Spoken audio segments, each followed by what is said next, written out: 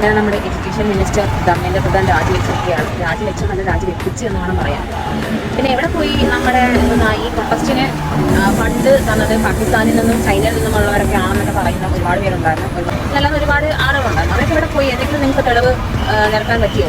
ഇവർക്ക് ഫണ്ടും അല്ലെങ്കിൽ ഇവർക്ക് ഫുഡൊക്കെ സ്പോൺസർ ചെയ്തത് പാകിസ്ഥാൻകാരാണ് അല്ലെങ്കിൽ ചൈനക്കാരാണെന്നൊക്കെയുള്ള കുറേ അപവാദങ്ങളൊക്കെ പറഞ്ഞുണ്ടാക്കി. അതൊക്കെ ഇവിടെ തെളിവ് നിങ്ങളുടെ കയ്യിൽ തെളിവുണ്ടെങ്കിലും ഒന്ന് പറഞ്ഞെങ്കിൽ നന്നായിരുന്നു. പിന്നെ ഈ പ്രൊട്ടസ്റ്റ് വിജയിപ്പിച്ച ഒരുപാട് ഇൻഫ്ലുവൻസേഴ്സ് ഉണ്ട്. പിന്നെ ഒരുപാട് ആളുകളുണ്ട് പോസ്റ്റ് ഷെയർ ചെയ്തതും പിന്നെ അവിടെ സമരപന്തലിലെത്തി അവർ ഒരുപാട് ഹെൽപ്പ് ചെയ്ത ഒരുപാട് ആളുകളുണ്ട്. അവരുടെയൊക്കെ നല്ല മനസ്സും അവിടെയൊക്കെ കുറേ ഹാർഡ് വർക്ക് കൊണ്ടിട്ടാണ് ഈ ഒരു പ്രൊട്ടസ്റ്റ് സക്സസ്ഫുൾ ആവാനും ഒരു നമുക്ക് നീതി ലഭിക്കാനൊക്കെ സാധിച്ചത്.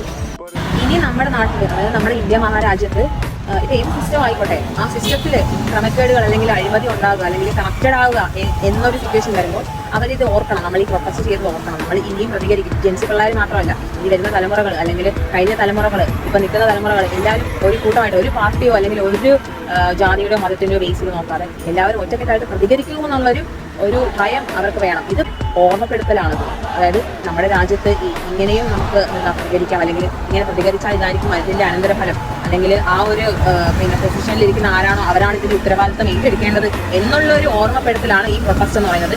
അപ്പം ഈ പ്രൊട്ടസ്റ്റിൽ നമുക്ക് ജസ്റ്റിസ് കിട്ടിയതിൽ ഒരുപാട് സന്തോഷം. നമ്മൾ ഏറ്റവും കൂടുതൽ താങ്ക്ഫുൾ ആയിട്ടിരിക്കേണ്ട ഒരാളുണ്ട്, നമ്മുടെ chief justice of India Suryakant sir.